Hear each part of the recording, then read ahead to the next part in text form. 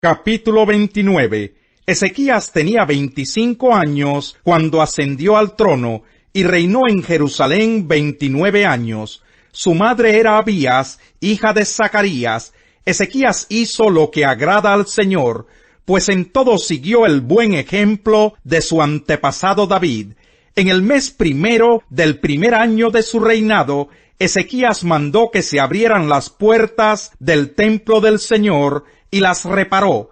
En la plaza oriental convocó a los sacerdotes y a los levitas, y les dijo: Levitas, escúchenme, purifíquense ustedes y purifiquen también el templo del Señor, Dios de sus antepasados, y saquen las cosas profanas que hay en el santuario. Es un hecho que nuestros antepasados se rebelaron e hicieron lo que ofende al Señor nuestro Dios, y que lo abandonaron.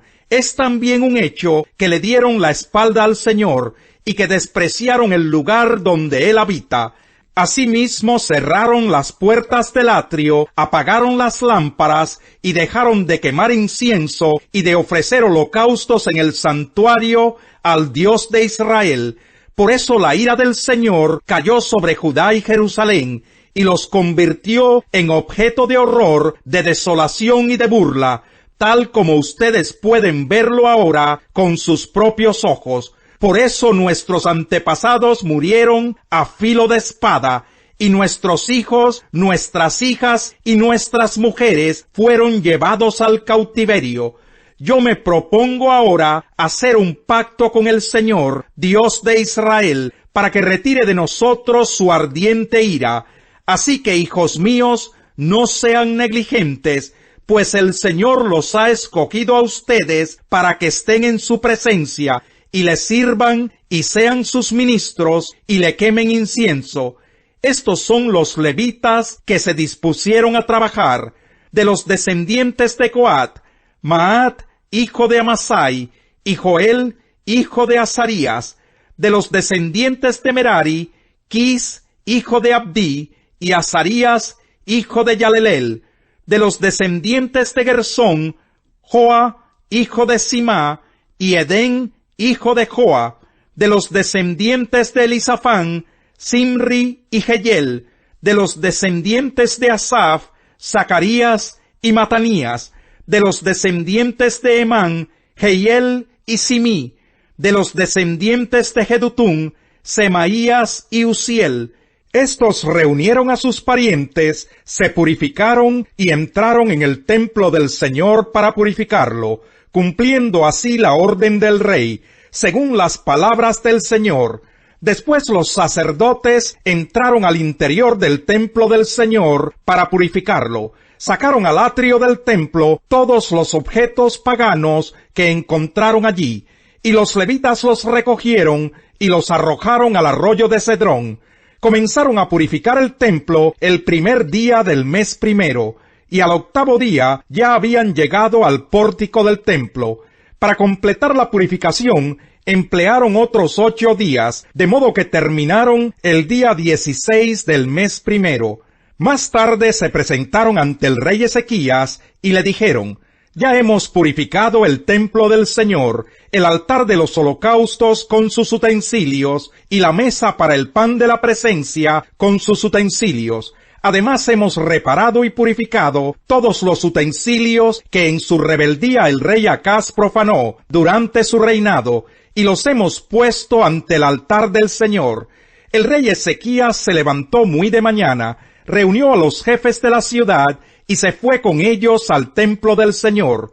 Llevaron 7 bueyes, 7 carneros y 7 corderos. Además, como ofrenda por el pecado del reino, del santuario y de Judá, llevaron 7 machos cabríos. El rey ordenó a los sacerdotes descendientes de Aarón que los ofrecieran en holocausto sobre el altar del Señor. Los sacerdotes mataron los toros, recogieron la sangre y la rociaron sobre el altar. Luego mataron los carneros y rociaron la sangre sobre el altar. Después mataron los corderos y rociaron la sangre sobre el altar.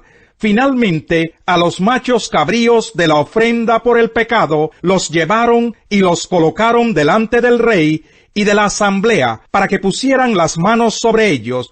Luego los mataron y rociaron la sangre sobre el altar como una ofrenda por el pecado de todo Israel, pues el rey había ordenado que el holocausto y el sacrificio por el pecado se ofrecieran por todo Israel.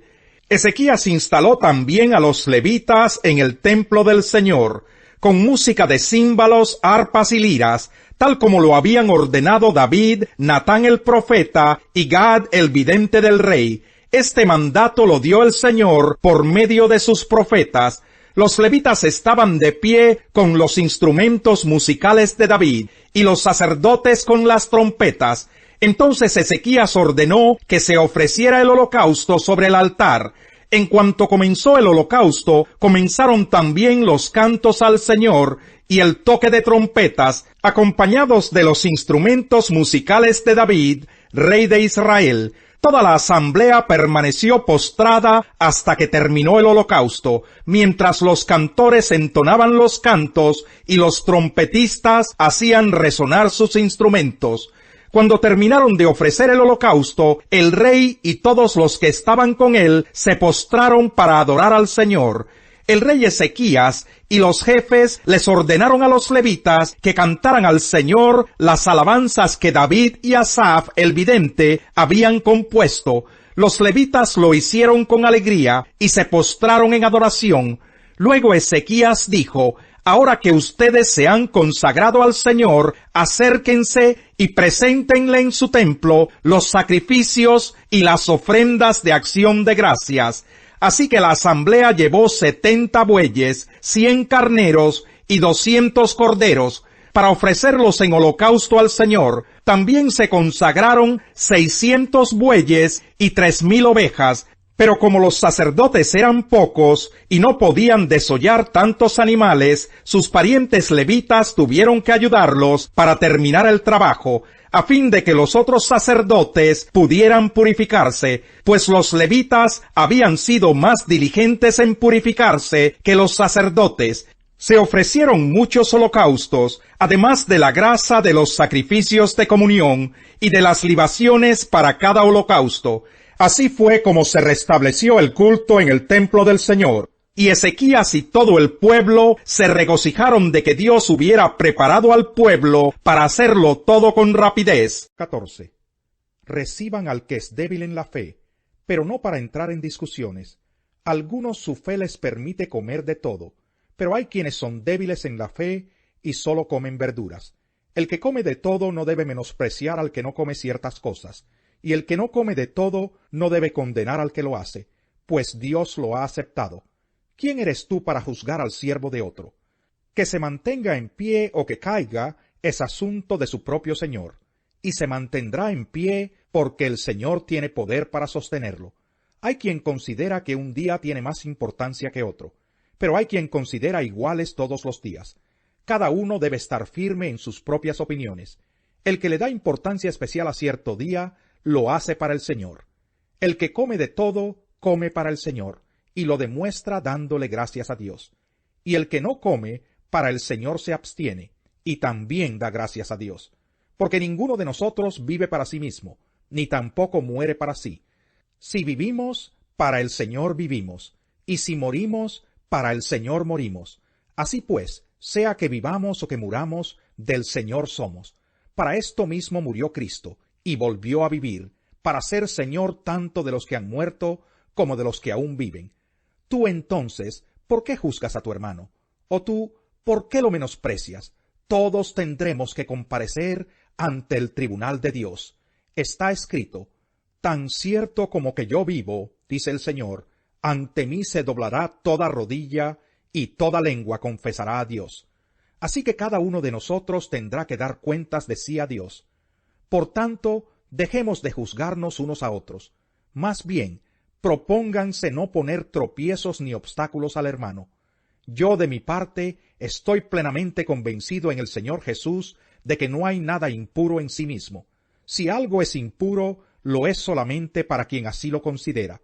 Ahora bien, si tu hermano se angustia por causa de lo que comes, ya no te comportas con amor.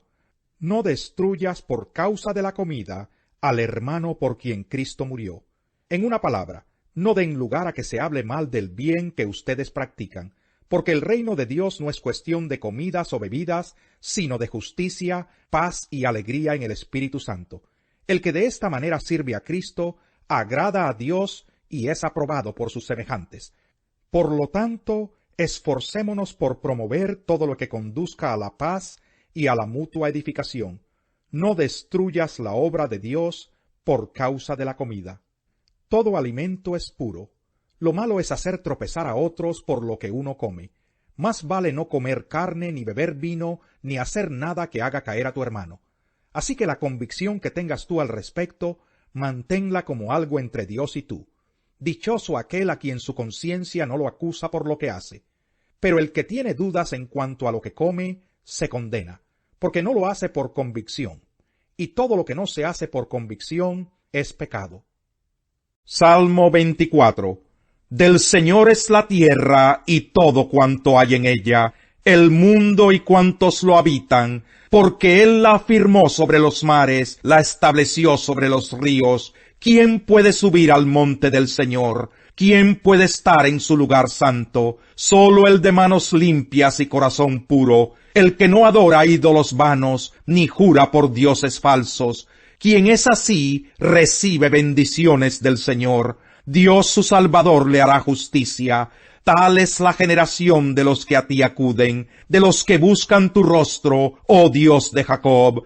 Eleven puertas sus dinteles, levántense puertas antiguas, que va a entrar el Rey de la Gloria. ¿Quién es este Rey de la Gloria? El Señor, el fuerte y valiente, el Señor, el valiente guerrero. Eleven puertas sus dinteles, levántense puertas antiguas, que va a entrar el Rey de la Gloria. ¿Quién es este Rey de la Gloria? Es el Señor Todopoderoso. Él es el Rey de la Gloria. Los oídos para oír y los ojos para ver, hermosa pareja que el Señor ha creado.